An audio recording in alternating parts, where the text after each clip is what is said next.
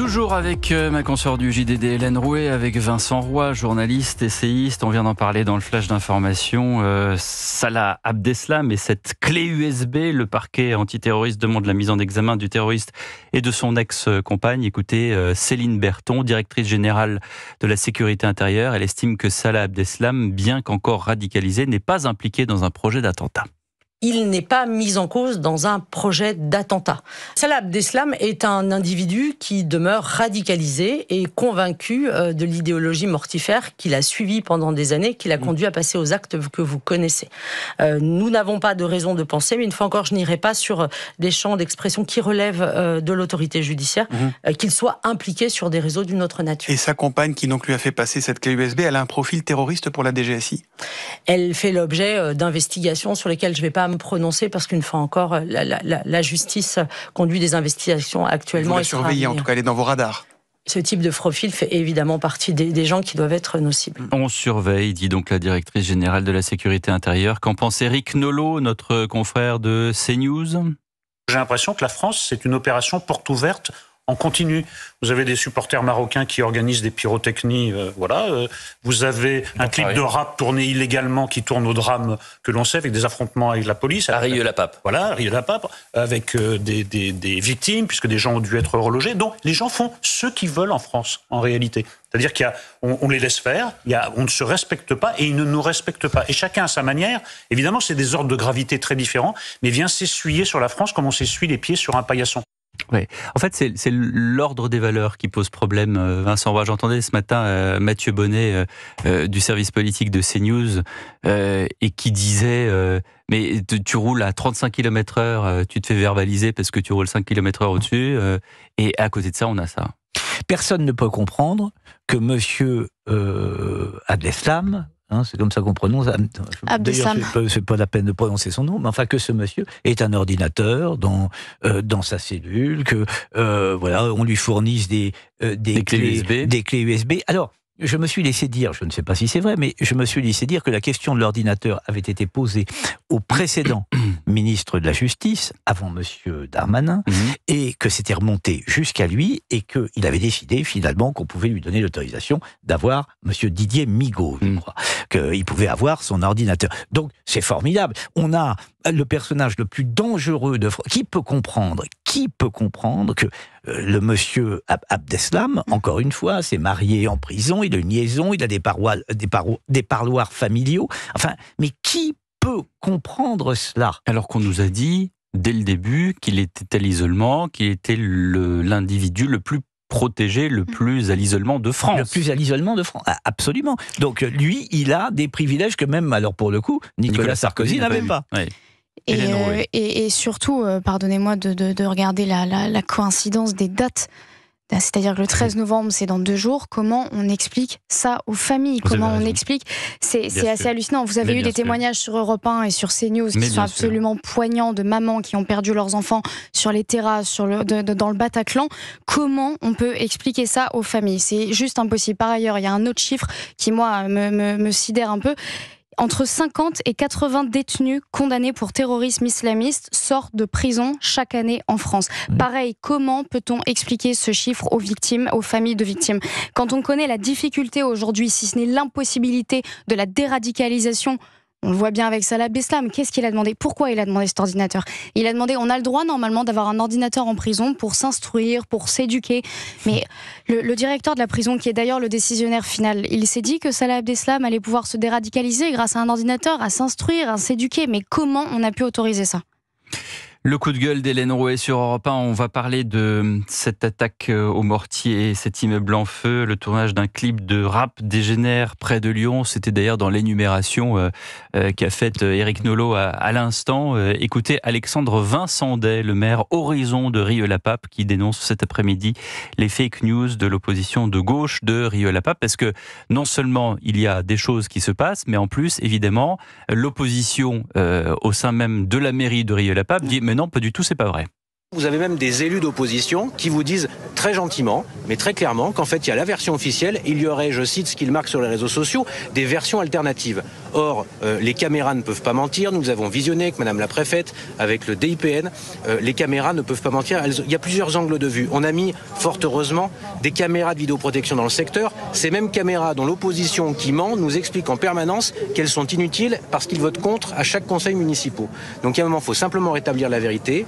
La vérité, c'est que ce sont des voyous qui sont venus avec des mortiers, qui ont tiré sur les policiers. On a voulu s'attaquer à des uniformes et aux symboles de la République. C'est des habitants qui ont failli y passer. Appelons un chat, dit Alexandre Vincendet, le maire Horizon de Rieux-la-Pape. Hélène Rouet. Là, dans cette histoire, comme une autre histoire qui est celle des fumigènes à l'intérieur de la Philharmonie de Paris, la gauche a quand même une capacité à réécrire l'histoire et à inverser les rôles qui est assez hallucinante. Donc là, effectivement, ce seraient les personnes donc, de l'immeuble qui seraient effectivement les responsables et non les victimes. Et dans la Philharmonie de Paris, c'est pareil, c'était la faute des personnes et des spectateurs qui étaient présents, qui ont frappé des gens qui sont quand même qui ont débarqué dans une salle close avec des fumigènes. C'est quand même assez hallucinant. Comment ces personnes-là peuvent avoir une crédibilité aujourd'hui? Oui. Surtout que dans la Philharmonie, pardonnez-moi pour y avoir été très très souvent, on rentre, il y a un escalator, après une espèce de petite terrasse, on rentre, et c'est là où on rentre dans la Philharmonie, et il y a des énormes portiques.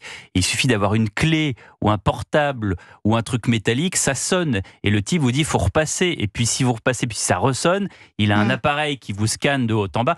Comment tu peux rentrer avec un fumigène dans la Philharmonie? Le fumigène peut être sur place. Oui, mais voilà, c'est ce que je voulais vous entendre dire. Mais ça, c'est complicité interne. Oui, il y a quand même des suspicions de complicité interne, notamment avec la CGT Spectacle. Oui, mais c'est vrai que la manière que a en général de s'attribuer, que la gauche a de s'attribuer le récit, de le transformer de manière à ce que ça serve ses propres intérêts. C'est très dangereux par ailleurs. C'est hyper dangereux. C'est le problème avec le réel. Mais parce que c'est la loi du nombre. C'est-à-dire qu'aujourd'hui, on réécrit l'histoire. C'est une chose qu'on ne pouvait pas faire quand vous et moi, Vincent Roy, étions un peu plus jeunes, quand nous avions l'âge d'Hélène Rouet. Aujourd'hui, vous avez les téléphones portables, les réseaux sociaux. Et il suffit de réécrire l'histoire, le balancer sur un réseau social, et après...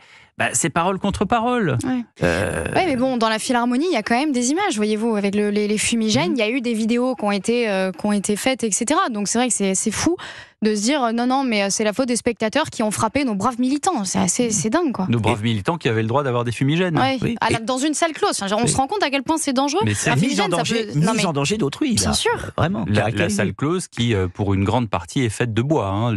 Pour ceux qui sont allés à la Philharmonie, ça peut prendre très, très vite. C'est un miracle qu'il n'y ait eu aucun blessé dans cette histoire. C'est un miracle. Et d'ailleurs, c'est un miracle également, on parlait de Lyon, c'est aussi un miracle qu'effectivement, il n'y a eu pas beaucoup de personnes qui étaient présentes à ce moment-là. Mais c'est vrai, Éric Nolot le mentionnait tout à l'heure, mais il a raison. Ce pays devient vraiment, les gens peuvent y faire absolument puisque n'importe vous en redemandez, quoi. parlons de ces fumigènes et feux d'artifice en plein Paris, les célébrations et supporters du Wydad Casablanca, qui était totalement illégal. Écoutez ce qu'en pense Loïc Dessertaines, responsable Paris pour le syndicat Alliance Police Nationale. Il était sur CNews ce matin. On peut quand même se poser la question de savoir comment une centaine de supporters avec des fumigènes et des feux d'artifice ont réussi à se rassembler à Paris. On est supporters, mais à partir du moment où vous utilisez des feux d'artifice, on est quand même dans une ville classée, surtout à l'endroit où vous étiez rassemblés, classée au monument historique. Un feu d'artifice qui part mal et on va sur un drame qui peut être terrible. Voilà. Merveilleux, non? Qu'est-ce que vous voulez ajouter? C'est merveilleux. Vous ne voulez pas qu'on ait fait un feu d'artifice ce soir? Si, vous pouvez, il va vous arriver, donc allez-y. Mais bien sûr, il ne va rien m'arriver. Par contre, si vous roulez à 54 sur le périph', on va vous... Ah oui. Il y a des voitures maintenant qui passent... Bien entendu. C'est un taxi qui m'a raconté ça. Il y a une phrase qui m'a vraiment interpellée dans cette histoire, effectivement, des Wydad Casablanca. Sur le compte X, donc Wydad Red Castle, qui est donc le compte de ces fameux ultras, dont apparemment certains seraient même montés du Maroc seulement pour ça. Ils écrivent « Comme Casa, comme Paris, partout où on est chez nous ». Voilà. C'est très simple. Et puis il n'y a pas de problème, parce que de toute façon, il ne se passera rien. Donc, mais c'est ce que pense un certain nombre d'individus qui n'ont rien à faire sur le territoire français, pas tous, mais un certain nombre. Et ils pensent ça. Ils pensent exactement ça. C'est-à-dire, ils disent, on est partout chez nous. C'est peut-être en réaction aux supporters du PSG qui disent, ici c'est Paris, non? Oui, possible. Mais d'un autre côté, ici c'est chez nous. Sauf que là, on est vraiment à Paris. D'un autre côté, ils n'ont pas totalement tort de dire ça, dans la mesure où ils ne sont jamais désavoués par les autorités. C'est-à-dire que les sanctions ne tombent pas. Punis par la justice. Donc il n'y a pas de raison de ne pas le penser et de ne pas le dire. Bon, en tout cas, on ne va pas écouter les différents montages, mais cette affaire de la BBC. Oui. c'est quand même quelque chose. Vous avez Donald Trump qui demande $1 milliard. Si on a le temps d'écouter, Esteva me dit qu'on a le temps d'écouter. Alors écoutons justement les deux versions du discours de Trump selon le montage de la BBC et selon la réalité des faits. Nous allons marcher vers le Capitole et je serai là avec vous et nous combattrons comme des diables. Nous allons marcher vers le Capitole et nous allons encourager nos braves sénateurs et nos membres du Congrès.